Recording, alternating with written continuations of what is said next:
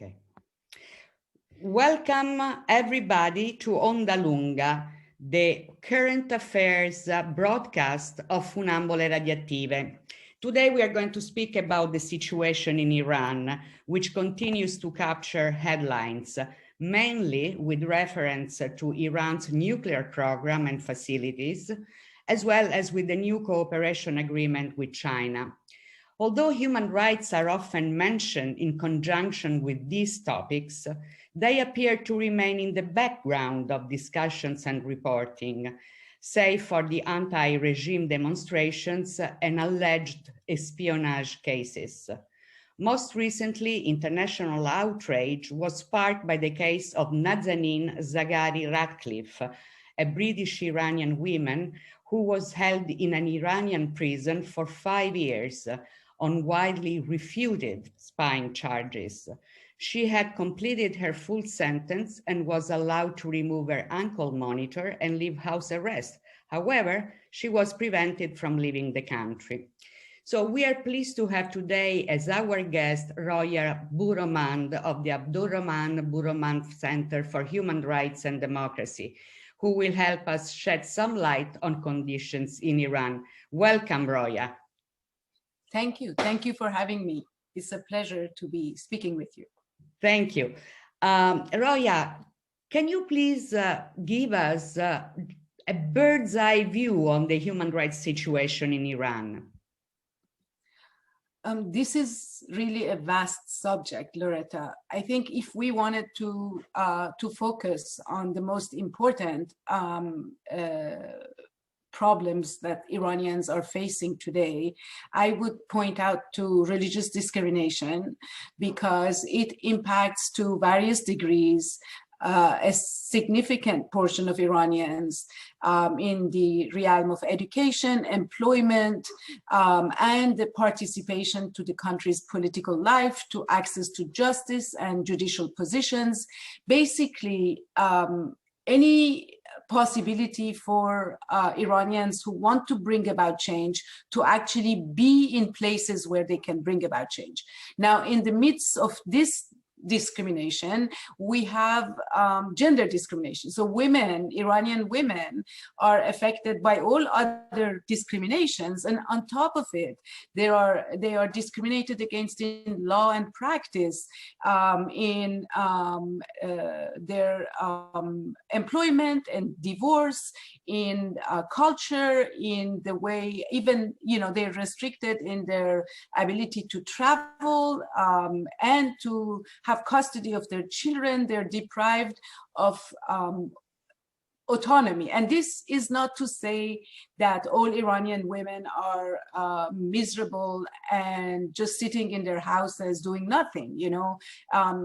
Iranian women are very resilient, but at the same time, their potential is not used because a small number of old men are deciding what people should do in Iran and what the laws are. And let me stay on this topic for a while, Roya.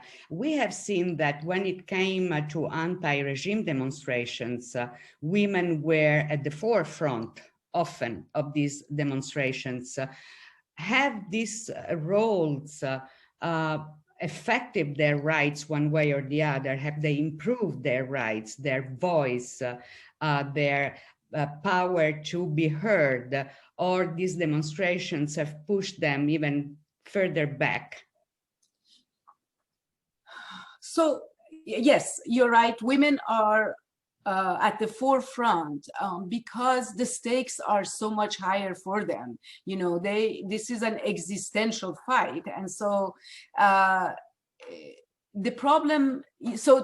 In terms of how it affects their rights, I would say that it has obviously led to more imprisonment. So a lot more women are in prison, a lot more women are silenced, and a lot more women activists are outside the country. And we have waves of exile, refugees, and women's rights activists and women journalists are, a big portion of this refugee waves. But you know, the problem the women have been fighting, and I have to remind you that the first women protest, and it was a major protest, happened in March of 1979, less than a month after the revolution, where for a week women were in the streets protesting, asking, obviously protesting about the rumors and the decisions on mandatory veiling, but also about what the Islamic Republic means for their rights. You know, women were worried, and they were right to be worried, and they were beaten up by pro Ayatollah Khomeini, I would say, thugs and mobs, knifed, chains, batons. So they started very early. And they were right to be worried, because the rights that they were worried became the first target of attacks by the revolutionary regime. The first thing that they did was to abolish the family law. And the family law was, you know, improvements in women's situation in the family, in marriage, divorce, etc. That was that they had gained after a lot of efforts. I mean, it wasn't, you know, like it wasn't a free, God-given. Even during the former regime, they had to fight very hard. And, you know, I would say sometimes, you know, dictatorship helps, because if, you know, the top decides that something must happen, then it's easier to make it happen. Anyways, you know, I'm not getting into all of these details because it takes us to another. But so that's, you know, and the first, you know, the criminal law that came to be to replace our modern Belgian-inspired criminal law that was voted on and approved actually by a big Ayatollah of the time in the early 20th century, was replaced by a Sharia-based law in which, and other laws where women's age of maturity was 18 before the revolution, and it became 9. And so that, you know, allows, basically undermines young women, young girls' ability to get an education or to have autonomy, and exposes a lot of them to, obviously, marital rape and legitimate rape, but also a host of different violences. But so they fought, and they've been fighting. They've gained very little, because I mean, so they've gained the ability through their persistence, the ability, for example, to wear less invasive veiling, or, you know, the uniforms that they had to close and then wear 3 layers of, stockings so that no skin. Now they have, they have open uniforms, and then, yeah, I mean, it depends where, again, in big cities, right, as opposed to smaller cities, they have more hair exposed, but they have makeup. They used to not be allowed to have makeups, but, and some small gains where, for example, the age of marriage has been, which was 9, has been increased to 13, but, 13, but the judge can authorize less than 13 if the judge considers that the person is mature, the father of the girl. And so basically thousands of girls are married before the age of 13. And the more we have poverty in the country, the more we have children that are basically sold to older men. So they have made, but they have made some gains.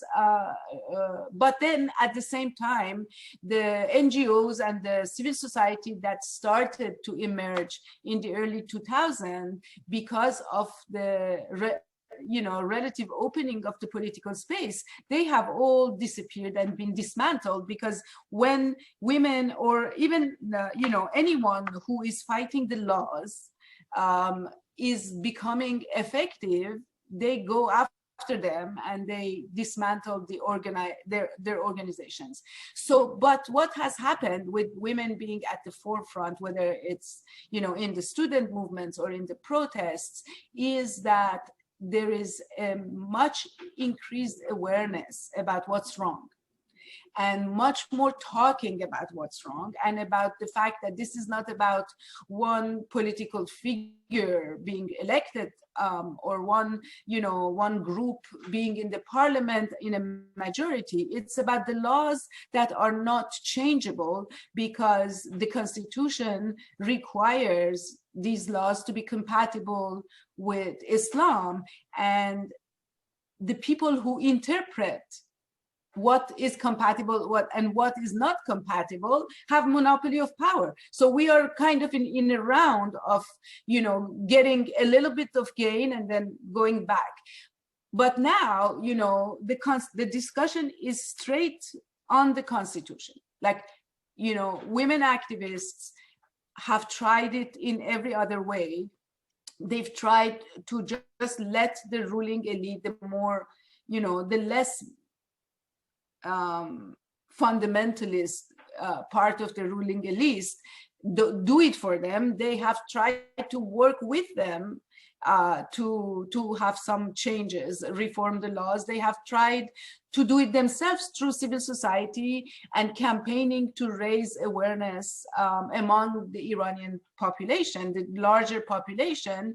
They have worked with the international community, and at each time where they make some progress, they hit the wall because the laws are aimed at preventing them from making progress. So now they are focusing on the Constitution, and they say that while this Constitution is what it is, we are not going to make progress. So I think, you know, you can say that the clampdown has slowed down the movement, but at the same time, with information circulating much widely, as you know, compared to 20 years ago, and access to the country and access to the outside, in spite of the heavy censorship and filtering, I think we are in a better place. I don't want to be in the shoes of women who live inside Iran, but generally speaking, if you will, I'm more optimistic for the future, because we now have, especially with the anti-compulsory veiling movement, we have the women's rights activism has now a very, very wide range of actors who were apolitical and were not participating in civil society activities. And it will be much harder to put a lid on. Yeah. And I was wondering, Roya, this conquering of public space, has it been hampered by the COVID pandemic, of which we don't know much regarding Iran? Has the pandemic pushed them back, restricted the space that was so hardly won? So, you know, and I, with regard to the pandemic, you know, I would also like to talk about, you know, a more general crisis, which is the crisis of transparency and impunity. I think, you know, the pandemic has, so Iranians, the Iranian rulers have not been very good at controlling the pandemic, at even giving information about the pandemic. You know, they delayed the information on the fact that COVID was inside Iran because of political considerations.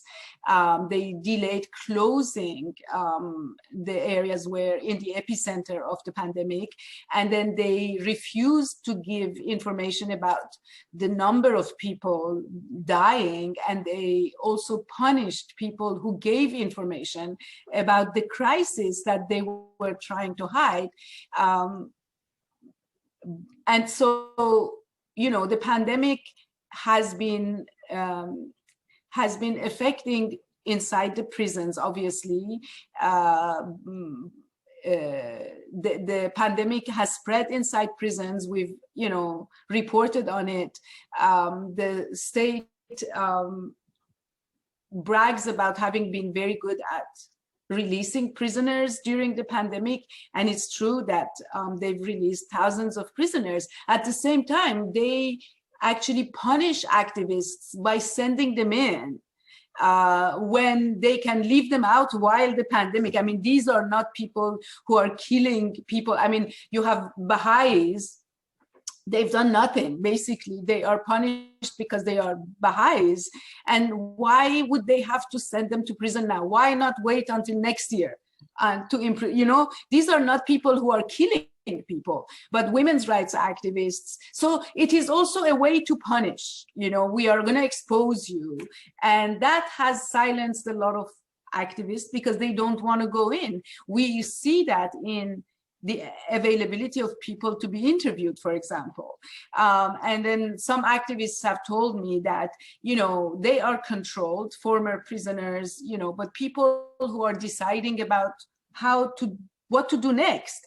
And they say that we used to do a lot of our talking during funerals and weddings and seminars, and so that we don't attract attention about getting together to talk. And obviously these are all out of the question right now. So yes, it has affected their ability to organize, but at the same time, discipline is not our best quality. And so you're talking with an Italian, remember that. Yeah. So Iranians have not been very good at staying at home and not going places. And so we still have protests on various issues regularly. It's just that they are smaller, but they are not sitting at home. And so, but, generally speaking, what prevents progress is, the lack of transparency in all matters that where the state has a stake, and the state has a stake in people's private lives and public lives alike, but also impunity. I mean, this impunity leads to the fact that anyone can be arrested at any time for any reason or for no reason at all, because no one will hold accountable people who do it. And we have sometimes up to 700,000-800,000 people are arrested every year. I mean, they transit through detention centers, and some are released a few days later, some are kept for years. But there is no accountability. People are shot, protesters are shot, ordinary people are shot dead because, someone doesn't have their driver's license, so the police wants to arrest them and they don't stop and they are shot dead. There is no accountability. People smuggling cigarettes or a little bit of fuel in very poor areas of the countries are shot in the head because, they are suspected of smuggling something. And so, this creates an atmosphere of fear, Loretta. And this atmosphere of fear, you can feel it in minority communities even more than everywhere else. But there is this fear of talking, there is this fear of doing things that, often the West can't capture because it's not obvious why people are so scared. But people are scared because of the impunity, because they know that the minute they step foot in a detention center, what happened next is, even God may not know what happens next.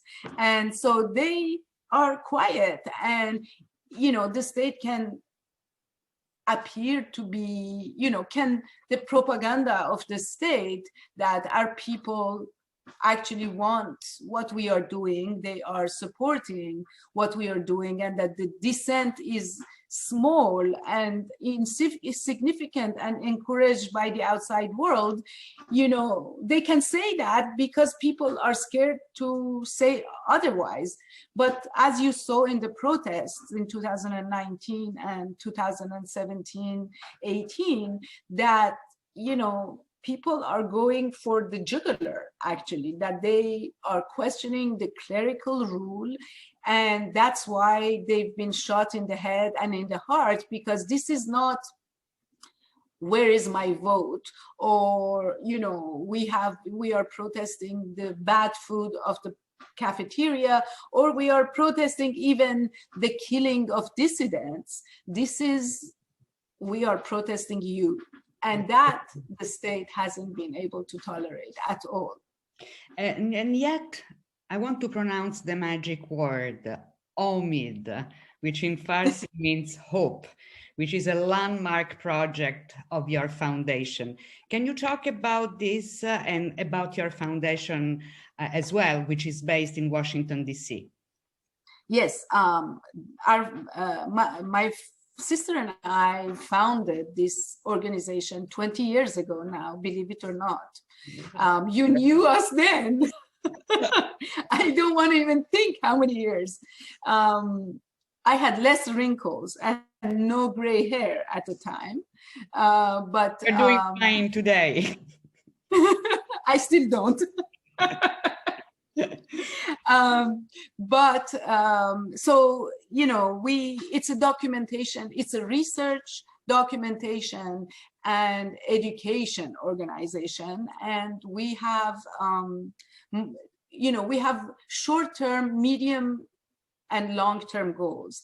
And our long-term goal is to prepare for a transition, because regardless of what we have now, all regimes transition someday to something a little bit better or a lot better.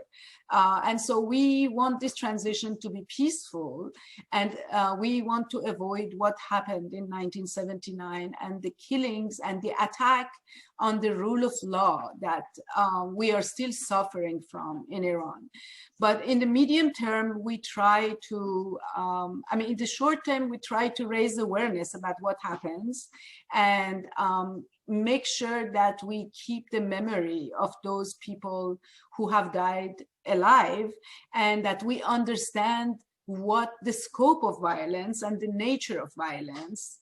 And this is what OMID does. But in the medium term, we try to, even in the sad and difficult circumstances of the current laws and country, to use our findings to bring about small changes. Like, you know, we document the death penalty, capital punishment, and not only of political prisoners, but of all citizens and foreigners, actually. And we document the capital punishment for drug use, drug dealing and trafficking, and, you know, making this data available and advocating for it in international fora has helped push Iran to reform the anti-narcotic law that was and continues to be terrible. But thousands of people who were on death row are not on death row anymore. So you know, these are the triggers. But OMID in particular is obviously the landmark and the main project of our foundation. And what it does, which is ambitious, and perhaps when we started, we didn't realize how ambitious it was. We knew it was ambitious, but we didn't know that there was so many killings. You know, we thought that we more or less have an idea of what has happened in the country. And in the past 20 years, we have come to understand that we really don't, we have only the tip of the iceberg. So OMID is a database that documents the right to life, and basically the violation of the right to life and who has done what to whom. So we are looking at every single execution, every single assassination, extrajudicial execution, or arbitrary execution. And we are looking even at cases of bombing where the implication of Iran is more or less clearly established.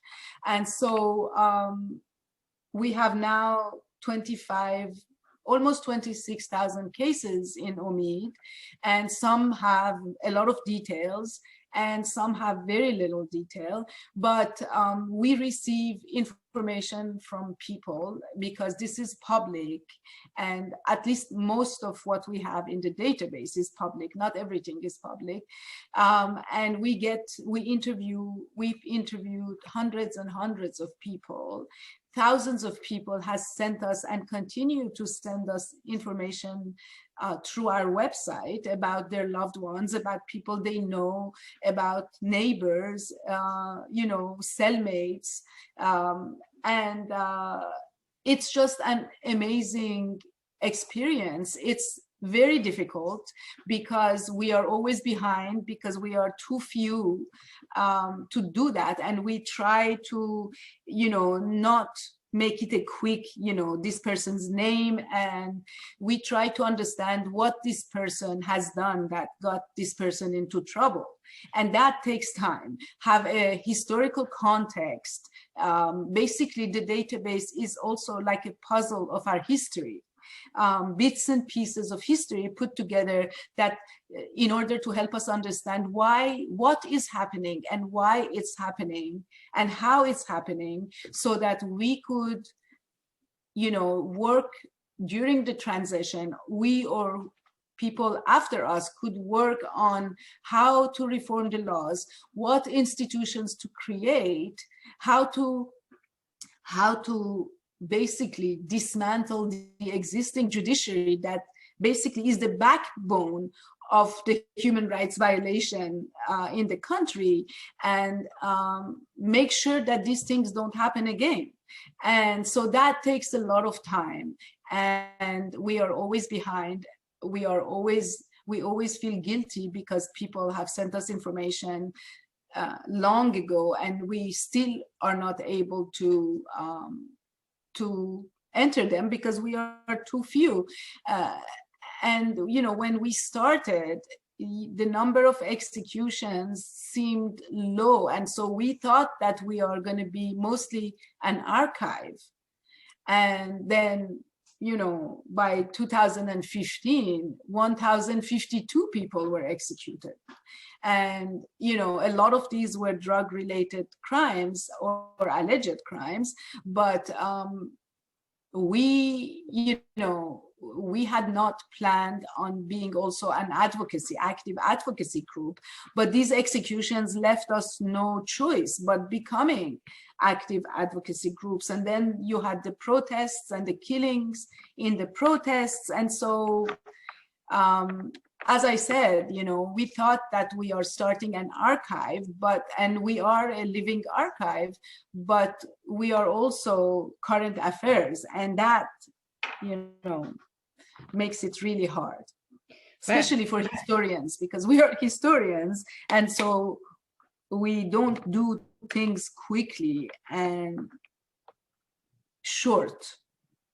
It's okay. It's okay. A thorough documentation is what everybody needs, actually. And for what it counts, Roya, I have great omid in you and your work. Thank you very much. Thank you so much. Thank you, Loretta.